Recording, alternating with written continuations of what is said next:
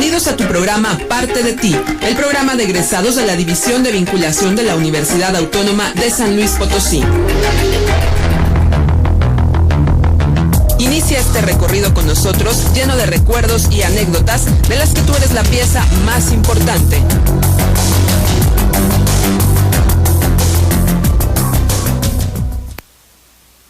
Muy buenos días, qué gusto que nos acompañan en su programa Parte de Ti, el programa de los egresados de la Universidad Autónoma de San Luis Potosí.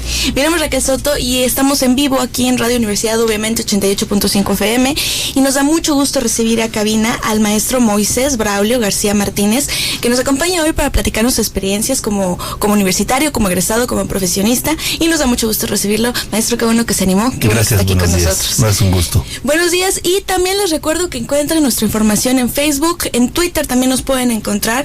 Estamos hablando de que nosotros les publicamos vacantes, les publicamos información de eventos, todo lo que pueda ser su interés para seguir en contacto con la universidad y conocer pues todas las labores que sigue haciendo y todo a la que pueden acceder, ¿no? Vamos a empezar, maestro, porque nos platique cómo fue o por qué fue que usted se animó a estudiar la licenciatura en economía, a ser economista, y por qué decidió estudiarla en la Universidad Autónoma. Bueno, la carrera de economía creo que fue un poco más por el tipo de actividades que tenía mi padre. Un poco más, él venía de áreas comerciales, entonces más o menos creo que encajaba lo que yo quería. Debo reconocer que en el transcurso de mi carrera afiancé muchas cosas, aprendí muchas cosas de lo que es un economista y de lo que no es un economista. ¿Por qué la Universidad Autónoma de San Luis Potosí? Bueno, en ese momento era la institución más cercana a mi punto de residencia. No tenía mucho donde estudiar, y esa fue la razón por la que llegué a la Autónoma.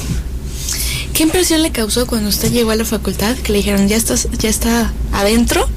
¿Y cómo se sintió en el espacio, por ejemplo? ¿Cómo se sintió con sus compañeros, con sus maestros? ¿Qué impresión le causó cuando usted ya se integró como un joven estudiante a la escuela, a la facultad? Qué recuerdos.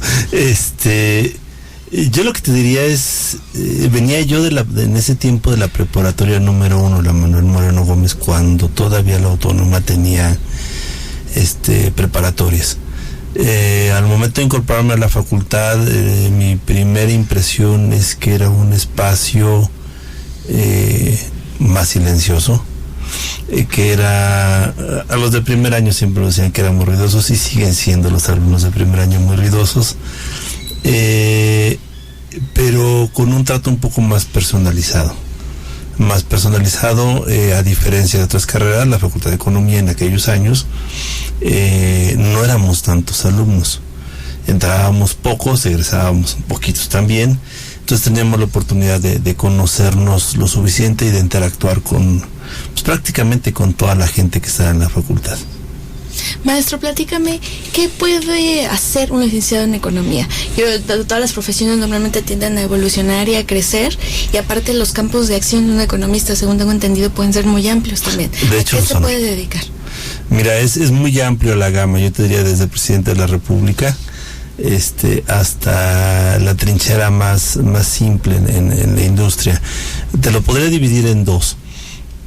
La economía la puedes aplicar en la parte de política pública, la administración pública, que es toda una gran disciplina, que es toda un área de conocimientos muy, muy grande, y que tiene de repente alguna mezcla con algunos actores de variables macroeconómicas. Entonces, o estás en la parte de la planeación económica, en la parte de la planeación financiera a nivel público, o estás en la gestión pública. Esa es una gran vertiente. Y otra vertiente es la iniciativa privada. Yo recuerdo a mi querida maestra Marta Miranda, que en paz descanse, que era una de las principales profesoras que nos hablaba con mucha pasión sobre lo que podía ser un economista dentro de la industria. Y dentro de la empresa, el economista puede estar en la parte de planeación, en la parte de diseño, en la parte de dirección y en la parte de finanzas. Entonces, si me preguntas qué es un economista es una persona que estructura a partir de ciertos elementos y de ciertos recursos el manejo y planeación de los mismos. Y a grandes rasgos, eso es lo que hace un economista. ¿Qué tan diferente era la facultad, la dinámica de toda esta impartición de clases y demás cuando usted era estudiante a lo que es ahora que usted está del otro lado como profesor? Híjole, para empezar éramos más poquitos, te decía hace un momento, éramos mucho menos alumnos. Hoy día la facultad, afortunadamente tenemos una población aproximadamente de 800 estudiantes. En los años en que yo estudié seríamos unos 200. Son 4 veces más grande la facultad, entonces 4 veces más la población y el tipo de dinámica que se requiere. Ha cambiado mucho, ha evolucionado mucho. Me tocó ver el cambio, la llegada de la primera computadora a la facultad. Hoy día veo aulas o salones con 150 computadoras, todas en línea, todas con internet. Pues cambia un poco la dinámica. La forma de impartición de cursos, hay más recursos bibliográficos, hay medios electrónicos y hay acceso a otro tipo de comunicaciones. ¿Cómo fue esa llegada de la computadora? Cuénteme, qué interesante. ¿Qué impacto causó a todos ustedes que estaban ahí? Si pudiera describir esta cabina de radio, que estamos en un espacio como de 2.5 por 3, más o menos era el cubículo donde estaba nuestra computadora, al igual que esta cabina tenía aire acondicionado, y lo que es paradójico, un teléfono celular tiene 10 veces más capacidad ahora de lo que tenía esa computadora en aquellos años, y creo que si aquella computadora se hubiera caído en aquellos años hubiera sido una tragedia. Hoy día los teléfonos se caen y se reponen muy fácilmente. ¿En qué les sirvió a ustedes? ¿Para qué la utilizaban? Creo que de las materias más importantes sería la de programación lineal. Yo creo que lo que teníamos que hacer en programación lineal, había una materia que llevábamos con el maestro Camacho, González Camacho, en la cual teníamos que manejar algo parecido a álgebra matricial. Tener acceso a esa computadora e invertir una matriz que nos tomaba 4 horas, que ver una computadora que lo hiciera en minutos, era una maravilla, una verdadera maravilla. ¿Qué le gustaba más de su carrera? ¿Qué fue lo que más le gustó ya después de que pues ya cubrió todas sus materias y todo? ¿O lo que más le ha servido ya el momento de usted ser un profesionista, de estar ejerciendo? ¿Qué más me ha servido? Yo diría que y te lo podría decir desde la secundaria, la formación en los métodos cuantitativos. Creo que es un área que pareciera un poco paradójico. Yo decía, en economía no se ven matemáticas, ilusamente llegué a pensar eso. Y cuál sorpresa fue la mía, que está cargada de matemáticas. Yo creo que es uno de los partes elementos. El manejar métodos cuantitativos te permite construir cosas abstractas. Y el economista lo que tiene que entender es la gran generalidad o el gran comportamiento, llevarlo a algo abstracto, y eso algo abstracto poderlo modelar, y a partir de esa modelación tomar decisiones. Por eso solamente un área vertebral está complementado con una dotación importante de teoría económica, tanto de la parte macroeconómica como la parte microeconómica, como la parte de desarrollo y todo lo que en ello pueda confluir. Entonces, entendiendo esa lógica de cómo funciona un ente económico, sea empresa, sea país, y luego después lo traduces con herramientas, lo cruzas con contabilidad y entiendes muy fácilmente las finanzas, lo cruzas con algo de ingeniería de procesos y entiendes el balanceo de una línea de producción. ¿Por qué? Porque es óptimos de producción, lo mezclas con información macroeconómica y tienes una lectura de qué es lo que sucede en el país. Si lo mezclas todo a nivel de gestión, bueno, pues tienes un panorama bastante interesante. Entonces, si me preguntas qué es lo que me gusta de la economía, yo te diría la economía en sí. Eso sería lo que más me ha gustado de mi carrera. ¿Cómo fue para usted, maestro, terminar sus materias, terminar sus clases, sus exámenes y darse cuenta que de repente usted ya era un joven profesionista, dejar de ser un estudiante y ya pues encontrarse en ese momento en que usted ya terminó su formación universitaria inicial? Fíjate que sería medio curiosa la respuesta, no me di cuenta. ¿Por qué razón? Cuando yo estaba en el sexto o séptimo semestre de la carrera, teníamos un profesor que creo que para todo estudiante del sueño dorado que lo invitara a trabajar con él, a colaborar con él, que me llevó a hacer algunas cosas de proyectos de inversión. Y creo que antes de terminar la carrera, me invitó un despacho privado a trabajar con ellos en el área de finanzas. Terminé mi carrera, seguí trabajando en el área de finanzas. Un día recibí una oferta para irme a una empresa de carácter financiero y brinqué a ese lado. Después de la crisis del 95 todavía sobreviví hasta el 99 en el sector financiero. Fue muy estresante pero muy interesante. Y si me preguntas por qué, no supe, pero un día me vi dando una hora clase en mi facultad. Digamos que eso fue lo que me pasó al egreso. Maestro, vamos a ir a una breve pausa y regresamos para seguir platicando aquí aparte de ti. Muchas gracias. Ya estamos de vuelta aquí en Parte de Ti. Les recuerdo que estamos en vivo aquí a cabina, entonces no duden a llamarnos aquí a Radio Universidad. Y estamos platicando justamente con el maestro Braulio García, que él es egresado de la Facultad de Economía y que está aquí con nosotros. Maestro, retomando nuestra conversación, estábamos platicando de cómo fue todo este proceso de llegar a ser un profesionista y empezar a ejercer justamente. Usted ha tenido experiencias en el mercado laboral, tanto en el sector público como en el sector privado. ¿Qué tantas diferencias ha encontrado al ejercer su profesión en una y en otra? Híjole, buena pregunta. El sector privado es muy puntual. Es muy, muy puntual. Hay necesidades que solucionar, acciones que ejecutar, se plantean, se ejecutan y se asumen las responsabilidades por lo que se hace. En la medida en que da resultados, en esa medida te van considerando más, te van soltando ciertas responsabilidades y empiezas a crecer. En la medida en que estás un poco más arriba hay que cuidar más detalles, se vuelve más vulnerable a ciertas situaciones, pero no deja de ser apasionante el sector privado.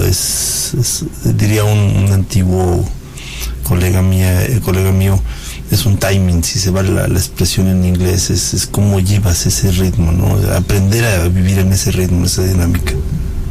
Platícame, maestro, ahorita usted mencionó que de repente usted se vio ya dando clases en su facultad. ¿Cómo fue para usted este regreso? ¿Y cómo ha sido esta experiencia, usted que ahora está pues ya totalmente inmerso en la Facultad de Economía, de estar del otro lado justamente? Antes usted le tocó como alumno y ahora está viendo una visión completamente diferente. ¿Cómo ha sido? Bueno, ¿cómo regresé a la escuela? Creo que fue... No creo, estoy completamente seguro. Recibí la invitación, todavía trabajando en el sector privado, recibí 2 o 3 invitaciones para dar algunas pláticas, cursos de una semana a alumnos de los últimos años. El día menos pensado, el licenciado González Camacho me invitó a dar una materia a la Facultad de Economía.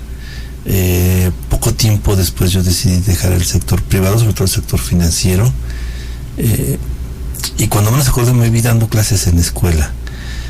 Curiosamente en esos años también estaba el licenciado Federico Sierra, que en paz descanse, desarrollando un proyecto con CONACYT que se estaba desarrollando dentro de la escuela, que posteriormente llevó el nombre del Cuate. Y me incorporaron a la planta de trabajo del Cuate, donde duré primero 2 años. Después estuve en la Facultad de Economía, regresé al Cuate con el licenciado González Camacho y recientemente me estoy reincorporando a la Facultad de Economía. Y así fue como de la noche a la mañana me vi frente a un grupo y tienes que empezar a aprender a enseñar, aprender a transmitir las experiencias de uno. De las cosas más interesantes o más importantes que me ha tocado ver y entender es de que uno en la vida real aprende uno muchas cosas que vio uno en la escuela, pero que curiosamente no se acuerda uno tan fácilmente o no las asocia. Como que hay que hacer un ciclo recursivo para regresar y pensar que todo lo que estás haciendo en la práctica realmente es ejercicio de tu carrera, y tienes que pensar qué de las herramientas que viste como alumno puedes retomar. Ese es un proceso de aprendizaje interesante y me tocó entenderlo más a mí cuando regresé a dar clases a la facultad. Maestro, ¿en qué momento usted se decide a estudiar su maestría ¿Y cómo es que llega ella? Y platíquenos de qué se trata, que aparte pues tiene ahí una alianza internacional importante. No te tendría una respuesta muy concreta. Lo que sí te puedo decir es que un día de repente se me presenta la oportunidad de estudiar esa maestría y la tomo. Me dicen, ¿la tomas? Sí, claro que sí. Para mí fue una oferta bastante interesante. Anteriormente, y retomando un poco la iniciativa privada, más que pensar en maestrías en esos años que ahora sí ya se piensan, era más pensar en educación continua, diplomados, cursos de especialización, mucho que iba muy a la parte muy muy especializada de tu trabajo. Así fue como de repente anduve en algunas dependencias estudiando proyectos de inversión.